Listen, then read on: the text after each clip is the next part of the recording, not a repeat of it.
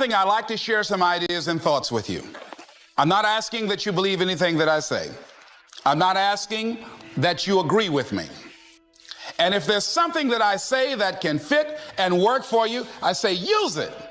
If not, discard it and let it be. One of the things I have realized, and many of us have, that if you want something out of life, if you want to change yourself, if you want to acquire something, if there's some goal that you want to reach, that is really not easy as some people will make us feel. That living your dream, changing your behaviors, overcoming negative habits, it's challenging. It's hard. That living alone is just very difficult. And once we begin to come to grips with the fact that living is difficult, life is very challenging. I heard a song once by a guy named Dimples called "If It Ain't One Thing, It's Another." You will never ever have a problem-free moment in life. There's always something. So how do we begin to nurture that hunger? What are the characteristics or the qualities of people that are hungry? What will it take for me to get some of the things that I want? And being hungry for those things, number one, you've got to work on yourself. It's very important that you engage in an ongoing process to develop you. Spend more time on yourself than what you've been spending. It's very important. You owe that to yourself. I was reading a book by Og Mandino called The University of Success. Read one line, gave me a chill. I didn't have to read anything else in the book. He said, many of us never realize our greatness because we become sidetracked by secondary activity. We spread ourselves too thin, don't know how to say no. And we find ourselves doing all kinds of things and never ever have time to do those things that we need to do to work on ourselves. And then there goes a second, there goes another second, there goes another second, and we can't stop and hold time. And before you know it, you wake up one day and you're behind on your dreams and your bills. So decide that you're going to take some time to work on you, that you deserve that from yourself, that your life deserves some prime time. Because you are creating your own production. As Michael Todd would say, you are the star of your show. You are the director. You're writing the script. Working on yourself, talking to yourself. That's so very important. Overcoming the negative conversation, that inner dialogue that's going on all the time. Even when you don't want it to be there. You can't stop yourself right now from thinking. You can't do it. It's going on. And so learning how to empower yourself, part of doing that is standing up to yourself. You've got to stand up inside yourself sometimes and say, shut up.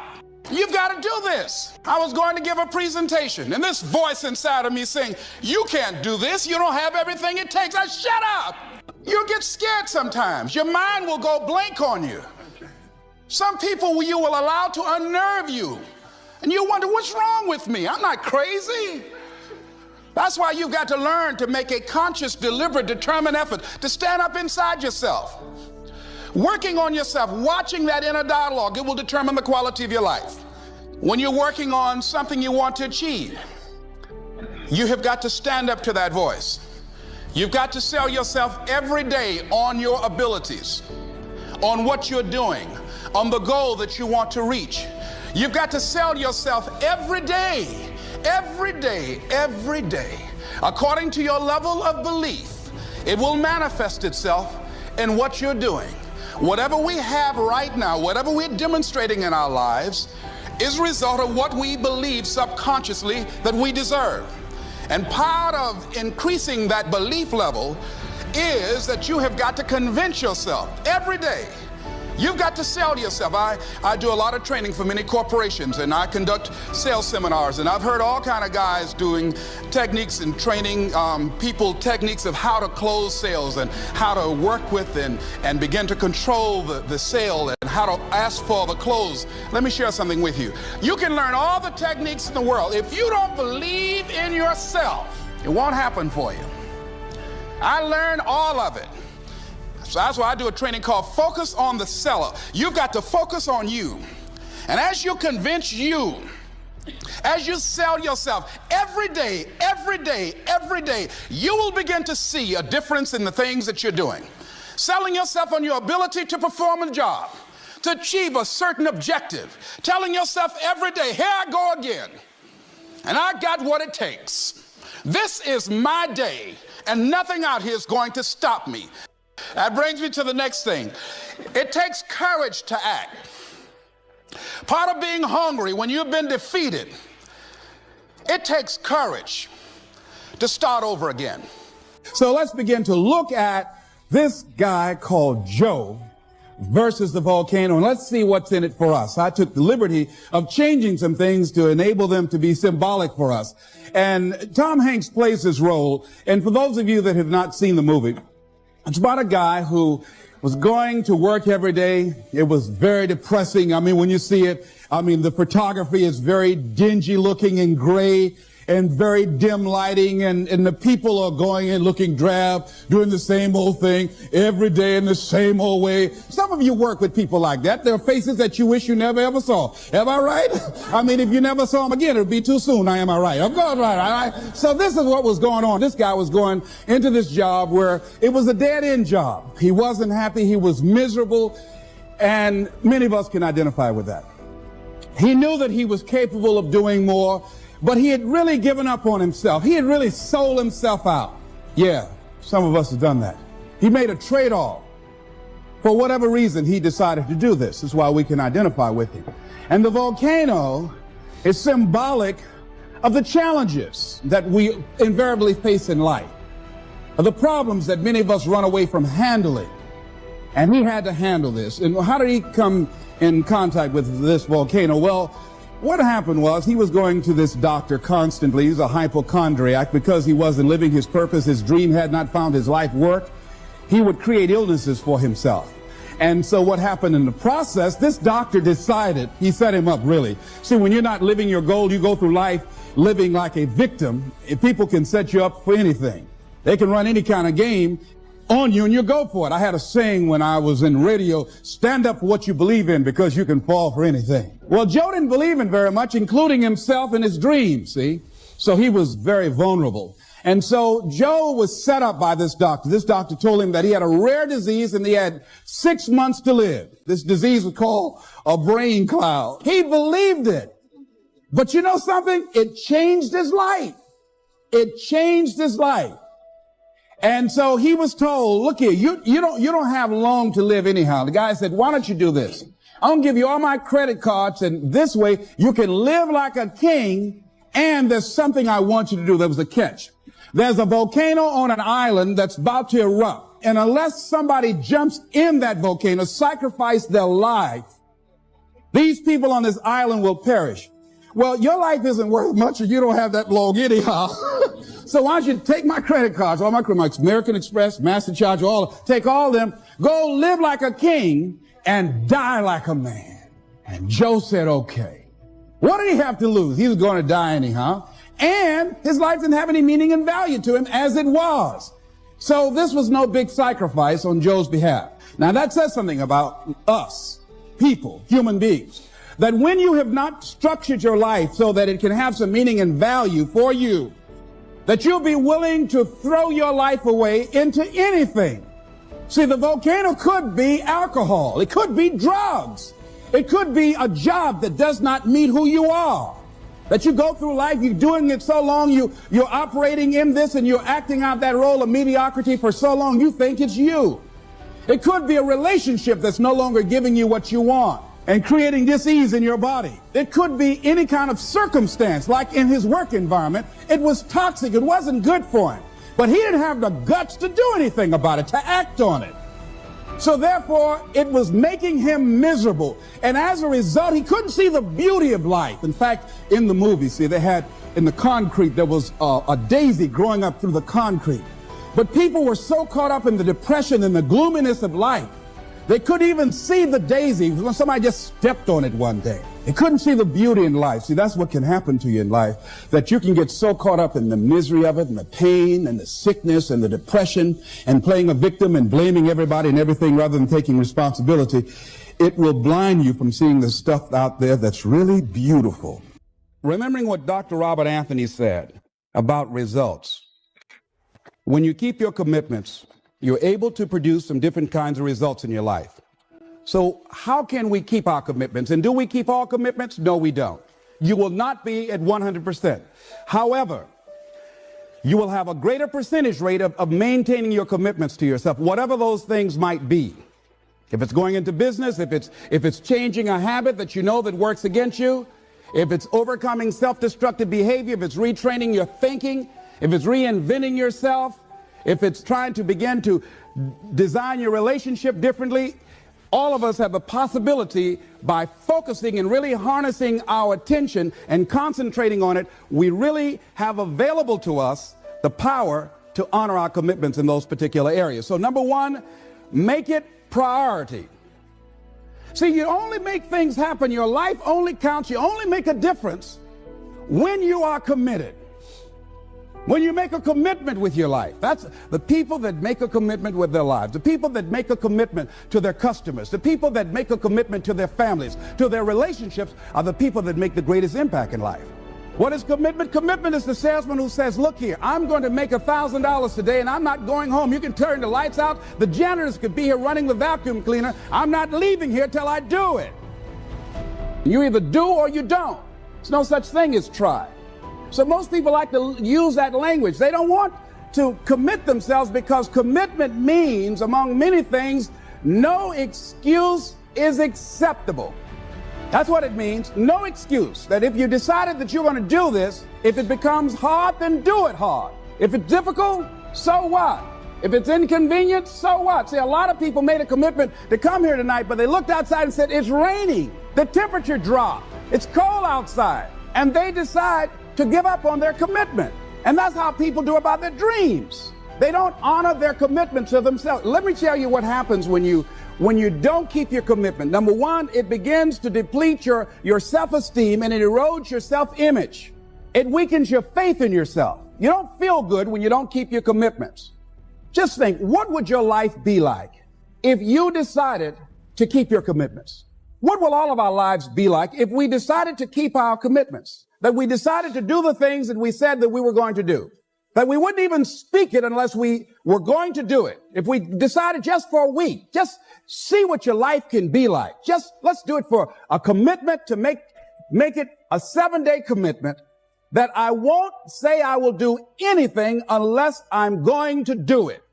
And find out what your life will be like. Let me tell you what, if you follow it through, if you keep your commitment to the commitment, at the end of the 7 days, you'll feel strong and powerful. Because by honoring your commitment, each time that you do, that empowers you. Whatever discipline that is required. Whatever it is that you must do. So I'm suggesting, number one, commit yourself to live in the present.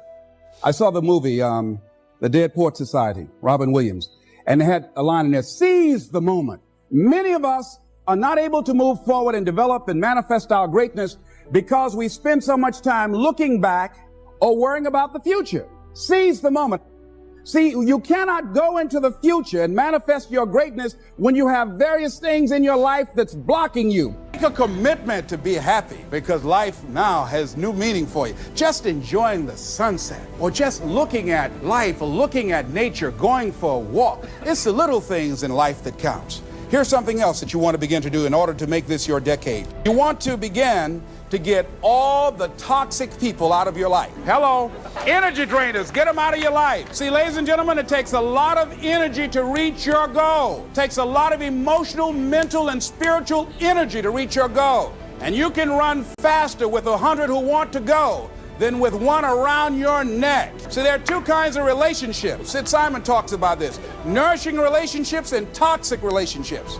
Nourishing relationships are the relationships that inspire you. They motivate you. They bring the best out of you. Toxic relationships are relationships with people that always criticize you. All they can do is find fault. All they can do is just exploit your weaknesses. All they can do is remind you of the mistakes that you've made in the past. These people are bad for your health. Toxic people can run your blood pressure up. One apple can spoil a whole barrel. One negative energy drainer can spoil your whole life. I know people whose lives have been ruined because somebody wasn't good for them. See, there are some people that aren't good for you. Hello?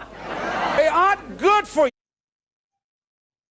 got to get them out of your life. See, people put up with a lot of foolishness because they don't want to die by themselves. Here's what I believe. I believe in a one-to-a-box theory. Ask this question of yourself. Make a list of who you communicate with most and ask yourself the question, what kind of person am I becoming because of this relationship? Is it helping me to grow mentally and emotionally and spiritually? Am I becoming a better person because of this relationship? Do they bring out the best in me? Do they inspire me? Do they encourage me to develop my greatness? Do they make me stretch? So you got to look at the people in your life and find out what kind of person are you becoming because of that relationship. My mother used to say, birds of a feather flock together. You run around with losers, you will end up a loser. Unconsciously, you will pick up their ways, you'll pick up their habits, you'll pick up, most importantly, their attitude about life. If you're around cynical, negative people all the time, you will become cynical and negative. So you got to watch yourself. Many of us are living out the lives of other people, living out their conclusions, living out of their consciousness. The other thing is that you begin to looking at your life and looking at what it is that you want to achieve.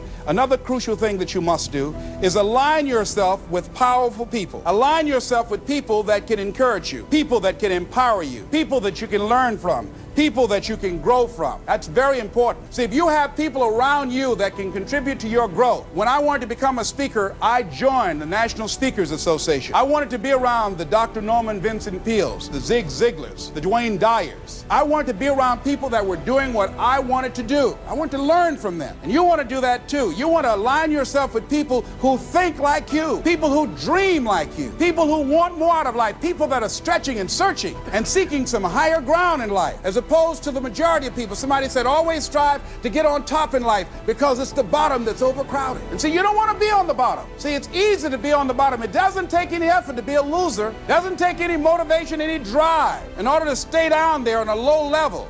But it calls on everything in you, ladies and gentlemen. You have to harness your will to say, I'm going to challenge myself. Sometimes I have to pull myself out of bed and say, come on, Les. Things I know I should do, I don't do. Things I shouldn't do, I do. I found that the biggest enemy you have to deal with is yourself. I wanted everybody to like me. I wanted to be perfect the first time I did something. It's not going to happen. You're going to make some mistakes. You're going to hurt some folks' feelings. You're going to create some enemies. Whenever you decide that you want to begin to take life on, you've got to ask yourself, how long am I going to allow this to hold me back? That is an illusion that we create in our mind. It is a state of mind that can be changed.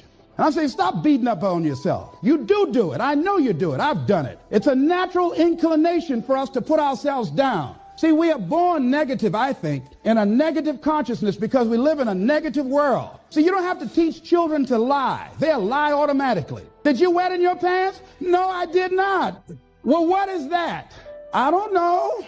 You don't have to encourage kids to misbehave. They will do it by themselves. You don't have to encourage them to do the wrong thing. They will do it automatically. You have to correct their behavior. So I'm saying that we have to work through the challenges of life in learning how to begin to work to fortify ourselves. Begin to guard your mind against negative programming, like turn off the television. Don't watch the news. I think that more people have a sense of hopelessness and anxiety about life. If you look at the news, you cannot feel good looking at the news. You'll be scared to death. You're scared to go to sleep. I mean, it turns your power down. You've got to be conscious of that. Don't pick up the newspaper and read it. No. Just try this. Just experiment with yourself. Now, if your job depends upon you knowing certain things, let somebody tell you just about those things. But stop filtering the stuff you allow to come in your mind. You know that song you used to say, don't let nobody bring you no bad news. I tell my staff, look here, don't tell me any bad news while I'm on the road. Let me handle it tomorrow. I don't like anybody to tell me any bad news at night before I go to sleep. I can't do anything about it anyhow. Why let me go to sleep with that on my consciousness? No, and my staff, they know that. Say, let it wait till tomorrow. And I have a period of time. Tell me bad news between 10 o'clock and 12 noon. After I prayed and meditated and read my books, I'm fortified. I'm ready to handle it. I deal with it and I'm out of there and I'm going on to something else. I used to do door-to-door sales, and I was working with another friend of mine. And door-to-door sales, I mean, it's punishing.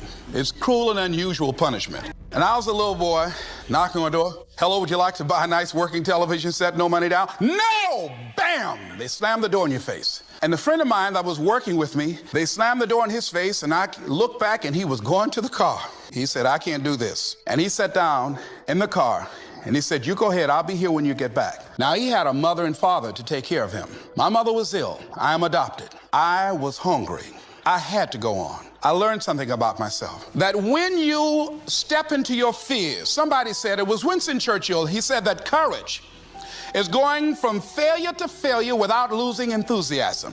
When you step into your fears and continue to push yourself to go on, something happens for you. When you have something you want to do, if you don't develop the courage to do that which has been given you to do, and you spend a lot of time going around trying to convince other people or trying to get their approval, what will happen is that you will lose your nerve. And other people will convince you that what you're doing doesn't have any value, and you'll give up on your dream. It's an interesting thing about life, I've also found, that if you don't have the courage to act, sometimes and particularly if you have something special to do, life will move on you. If it were not for life, I would still be a disc jockey. I didn't just leave voluntarily to go to the state legislature. I was fired. I was working on a job, and I came home one day. I was married at the time, and I told my former wife, I said, that guy Bert I work for is stupid. She said, if he's so stupid, why does he sign you a paycheck? That night, I could not sleep well. Here was a guy that was controlling my life. I was going through all kinds of changes because this man controlled my paycheck. And it was Carlyle who said, truth crushed to earth shall rise again. Winston Churchill said, the truth is incontrovertible. Malice may attack it, ignorance may deride it, but at the end there it is. And we know scripture that says, ye shall know the truth, and the truth shall set you free. And the truth that I had to come to grips with, that I wasn't in charge of my destiny. The truth was that I wasn't giving all that I had. The truth was that there are some things that I wanted to do, but I didn't have the courage to act on those things. And the truth was that Bert Childs was a blessing to me. He made life so miserable for me, I had to start looking at my life differently. I started going to work earlier. I started being the last one to leave there. I started working harder than anybody else. The other guys could not. Why would you work so hard, Les? I said, I'm not working for them. I have been cheating, Bert, I thought. I've been cheating myself and my family. Wherever you are, whatever you're doing, do it with everything that you have. Develop the habit of giving more than what you're paid for. Develop the habit of setting standards that others will be measured by. Someone said, do not go where the path may lead, but go where there's no path and leave a trail. If you do what is easy, your life will be hard. But if you do what is hard, your life will be easy. If you do what is easy, complain about your situation, your circumstances. If you do what is easy, stand around and be a volunteer victim like everybody else. If you do what is easy, surrender and give up on your dreams. Become depressed and bitter and angry. Anybody can do that. If you do what is easy, your life will be hard. But if you do what is hard, keep coming back again and again and again. If you do what is hard, approaching strangers, talking to people in shopping malls, get up dressed every day, going out prospecting, knowing some way, somehow, with a spirit of expectation, somebody's out here looking for an opportunity. You can go outside right now and see some pigeons, but you're out hunting for eagles, and they're not common. And if you do that over and over and over again, somebody's going to show up. Somebody's going to say, I'm the one. I want you to like this page and share. If you got a goal, a dream, or something you want to do with your life, if you know someone that's positive and going through some stuff and ready to make a shift, I want you to like this page and share it with as many positive people that you can.